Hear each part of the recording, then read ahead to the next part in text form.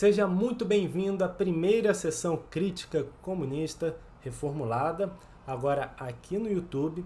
E hoje nós vamos falar de movimento psicanalítico, um tema que era muito intensamente debatido no início da psicanálise, até o Freud tem um livro sobre isso, História do Movimento Psicanalítico, mas que acabou sendo deixado de lado, e a gente vai entender por que isso acabou acontecendo, mas que hoje nós precisamos retomar, porque o que está acontecendo com a psicanálise? Você deve ter percebido o crescimento do número de ofertas de cursos livres de psicanálise, crescimento de oferta de graduações de psicanálise, que é uma coisa nova, de pós-graduações em psicanálise, que é algo já um pouco mais antigo, e da oferta clínica também, de psicanalistas, de psicólogos que estão ali ofertando sessões de psicanálise, muitas vezes a preços muito abaixo do que eram praticados há 20, 30 anos atrás.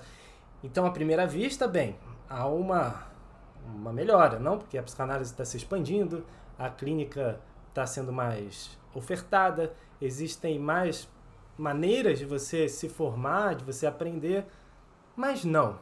Eu quero trazer hoje que isso é um aspecto que, por trás desse aspecto, existem contradições que o capitalismo está impondo ao movimento psicanalítico, que são contradições que o levam ao seu esmagamento e não à sua expansão. Então, se você se interessa por esse tema, já deixa seu agradecimento aqui no like, e se você gostar ao final do vídeo, eu peço que compartilhe com mais gente que possa se interessar para a gente fazer esse tipo de conteúdo ser cada vez mais acessível e expandir o debate público sobre os rumos da psicanálise no Brasil. Bem, qual é a situação geral, econômica, política, que o Brasil se encontra, que faz com que a psicanálise seja esmagada aqui dentro do nosso território? Existe uma crise capitalista internacional que se manifesta no Brasil hoje pelo aumento do preço dos alimentos, com o rebaixamento dos empregos que existiam anteriormente, que tem salários cada vez mais diminuídos, a pejotização e a uberização se expandindo por todas as áreas, inclusive para a área da psicologia e da psicanálise. Isso significa que há um aumento de um sofrimento psíquico inevitável, porque se as condições de vida das massas trabalhadoras ela decai, automaticamente esse sofrimento ele também aumenta. Mas qual saída para esse sofrimento? Existem diversas possibilidades, inclusive uma saída política. Se existisse uma direção, um grupo com força, com influência de massas, que conseguisse organizar essa indignação rumo à luta para a conquista de direitos, à luta para arrancar uma vida melhor, isso inclusive daria uma vazão para esse sofrimento. Mas quando isso não acontece, ainda há um crescimento de uma busca individual, de uma saída individual. Ou seja, as pessoas elas tentam resolver por conta própria, seja fazendo uma formação, fazendo uma universidade, seja, como é o que está mais em voga hoje, procurando uma terapia. E essa terapia pode ser a própria terapêutica que a psicanálise ela oferece como parte do escopo de coisas que ela pode oferecer. Só que na medida em que aumenta o número de interessados em terapêutica, um conjunto de capitalistas começou a ver que existia um mercado interessante para se investir em forma de empresas. Então, no Brasil hoje, qualquer um pode ver, é só abrir o Google e buscar terapia, preços populares, coisas do tipo. Há um crescimento de empresas, algumas delas com fundos de investimento internacional por trás, que ofertam serviços terapêuticos. E aí eu vou citar o nome de alguma delas. Acho que uma das pioneiras foi a chamada Fala Freud, que acabou no meio de um monte de polêmicas sobre terapia por texto, rebaixamento de preço das sessões, coisa que hoje vai tranquilo, né? Hoje acontece nas outras empresas, mas na época os fundadores do Fala Freud sofreram uma pressão enorme pelo fechamento da plataforma.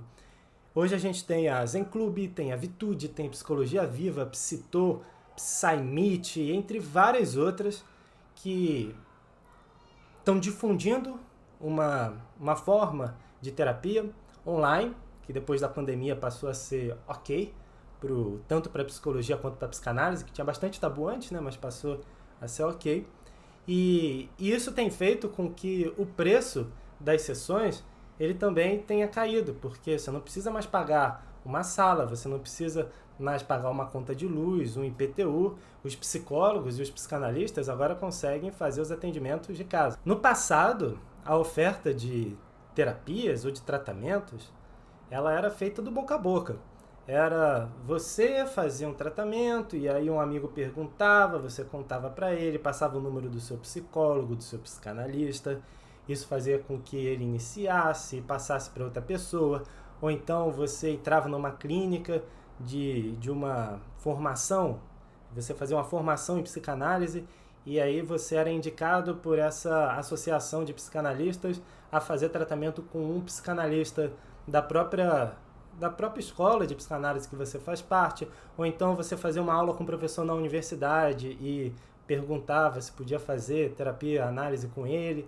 Enfim, era assim que acontecia no passado. Hoje a coisa não é... Isso continua acontecendo, mas esse não é mais a principal forma de você encontrar a terapia, porque essas plataformas, elas começaram a fazer essa oferta de tratamentos, e aí, quando eu falo terapia, porque a coisa se fusionou nessa era de ofertas de serviços terapêuticos, né? E há uma verdadeira difusão, até mesmo no senso comum, sobre o que é acessar esse tipo de serviço. Há uma década atrás, era comum você ouvir que quem fazia terapia era maluco, era doido. Hoje, as pessoas têm orgulho de dizer, estou com a terapia em dia. Não há outra explicação para isso, a não ser a oferta desses serviços terapêuticos que levaram a uma naturalização da participação nesse tipo de tratamento. Ou seja, hoje não é mais coisa de maluco, porque qualquer um entende que é possível colher benefícios para a própria vida a partir de um tratamento e muitas vezes de tratamentos que não são mais caríssimos como era há 10, 20 anos atrás.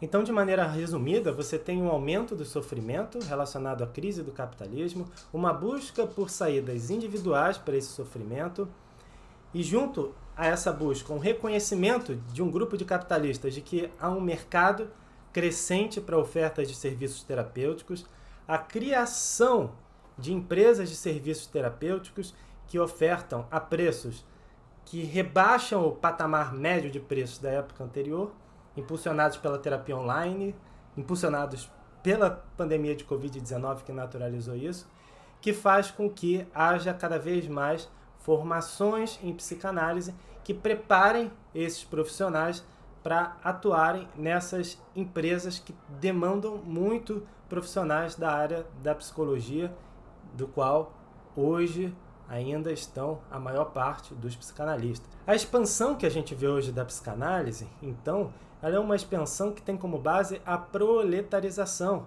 a existência de um exército de reserva de jovens que querem sim ajudar outras pessoas, que querem sim se dedicar ao cuidado do outro, mas que ao fazer a escolha de por qual via elas podem exercer esse cuidado, porque poderiam, sei lá, pela enfermagem, pela advocacia, cuidando dos outros pela questão da lei, agora vem à sua frente uma série de cursos de psicanálise como mais uma opção de se formarem.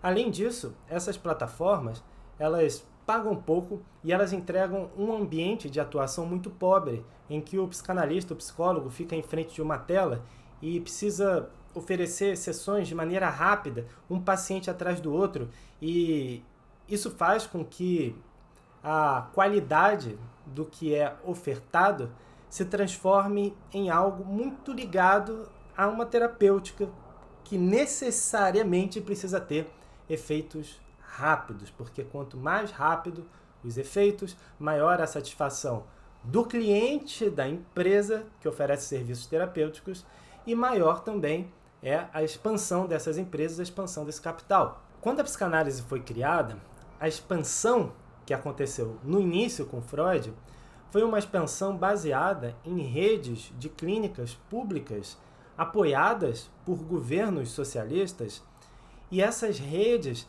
tinham como princípio um serviço de saúde, que a saúde fosse algo universal, acessível a qualquer um, e que a psicanálise se desenvolvesse na base de debates, inclusive de embates internos, que fizessem com que a teoria avançasse. Então, era uma perspectiva completamente diferente de expansão. O crescimento da Associação Internacional de Psicanálise, fundada por Freud, era um crescimento que tinha como base a formação de um psicanalista que conseguisse levar a cabo o ouro puro da psicanálise, que era como o Freud chamava a parte mais essencial da sua teoria. E não um psicanalista que, desesperadamente, enquanto tenta sobreviver, vê como é que ele pode ajudar uma pessoa que chega em sofrimento, uma pessoa que chega desesperada no seu consultório, ao mesmo tempo que vive também em condições precárias e que precisa tanto de ajuda, ou até às vezes muito mais de ajuda do que o próprio paciente. Então, quando um psicanalista dessa plataforma tem que atender 20, 30, 40 pacientes, vamos lá, qual é o tempo que sobra para ele ler um livro? Que tempo sobra para ele de explorar esse tipo de material que fala sobre a história do movimento psicanalítico e da expansão lá no início da psicanálise, extremamente ligada à ideia da universalização da saúde? Praticamente nenhum. Esse psicanalista ele vai tentar se agarrar aos textos teóricos que dizem respeito àquilo que ele tem que entregar desesperadamente, que são resultados terapêuticos. Então, nem sempre é porque o psicanalista acredita em uma psicologia do ego e tal. Gente, quem dera a centralidade terapêutica dada à psicanálise fosse com base na psicologia do ego. Porque a psicologia do ego, bem ou mal, desenvolveu um estudo. Existem trabalhos extensos, importantes sobre o assunto. Mas a terapêutica, que virou o foco da psicanálise, por essa pressão, por esse esmagamento hoje, ela se dá sobre um destroçamento do que é ser psicanalista, de um esmagamento das condições de estudo, das condições do exercício da clínica, que faz com que o jovem psicanalista proletário tenha que, pelo menos, ajudar as pessoas a melhorarem seus sintomas, diminuírem seu sofrimento. Como um psicanalista proletário que trabalha numa plataforma ou tem que ter dezenas de pacientes no seu próprio consultório, vai, com o rebaixamento hoje do preço das sessões, apesar da ampliação do número de pessoas interessadas, vai pagar uma mensalidade de 500, 1.000, 2.000 reais de uma escola de psicanálise tradicional, vai comprar livros, ou vai conseguir pagar uma pós-graduação, ou se deslocar para uma pós-graduação longe da sua casa, em uma universidade pública. Então a gente está vivendo uma situação que eu vejo 3 tendências se desenhando. E aí eu vou encerrar o vídeo com isso. A primeira tendência é que as sociedades tradicionais de psicanálise, que antes definiam o que era psicanálise e o debate público, acabem se tornando espécie de grifes, que muito pouca gente vai conseguir participar. Se essas sociedades não conseguirem se adaptar a esse novo ambiente de proletarização, a tendência é que elas fiquem para trás, que elas continuem com o mesmo público de antes, que é esse público das classes médias, esse público que consegue ter tempo e dinheiro para investir nesse tipo de formação extremamente qualificada, muitas vezes, mas que ainda assim é excludente de um ambiente de milhares e milhares e milhares de psicanalistas que vêm se formando e que vêm se qualificando dentro do possível para abrir uma clínica, para entrar numa empresa de serviço terapêutico. A segunda tendência, resultado do esmagamento da psicanálise pelo capitalismo, é que a psicanálise se torne um rótulo cada vez mais vazio, assim como a própria psicologia se tornou. Hoje a psicologia é basicamente um curso de graduação que, ao final, você vai ao conselho regional, consegue uma carteirinha e tem direito a fazer o que quiser com aquilo o resto da sua vida. Não existe um controle. Antes, a psicanálise, com as grandes associações, as escolas tradicionais, conseguiam fazer um tipo de regulação entre pares do que estava acontecendo, de quem eram os psicanalistas. Hoje isso está se desfazendo, isso já não se desfez. A terceira tendência é que o ouro puro da psicanálise, como falamos anteriormente, ele fique restrito ao público de antes, que não atinja esses psicanalistas proletários. Isso significa que a expansão da psicanálise hoje está ligada à expansão da terapêutica da psicanálise e que o psicanalista médio não seja mais aquele intelectual ou mesmo o médico, mas sim o proletário da periferia, da favela, da quebrada, que decide cuidar de alguém a partir de um método e de uma teoria que ele considera que fala muito sobre ele. E sim, a psicanálise tem muito o que falar sobre a opressão do capitalismo, porque ela foi fundada e foi construída sob a crítica da civilização atual, da moral da civilização atual. Mas diante de tudo isso, a gente vai ficar só como espectadores? Não. Eu acho que existem saídas. A gente pode começar a debater elas aqui no YouTube. Se você quiser deixar seu depoimento, dizer o que você achou desse vídeo, deixe seu comentário aqui embaixo. Até porque, baseado no que vocês trouxerem, a gente vai construindo novos vídeos, novas abordagens. E esse é um início. Espero que você tenha gostado. Acho que a gente está chegando ao final do vídeo. Nós também temos um canal no Instagram, um perfil no Instagram, @Crítica Comunista. Se você ainda não segue, chega lá. A gente posta alguns textos, alguns vídeos curtos, em breve cortes. Muito obrigado e até a próxima. Tchau, tchau.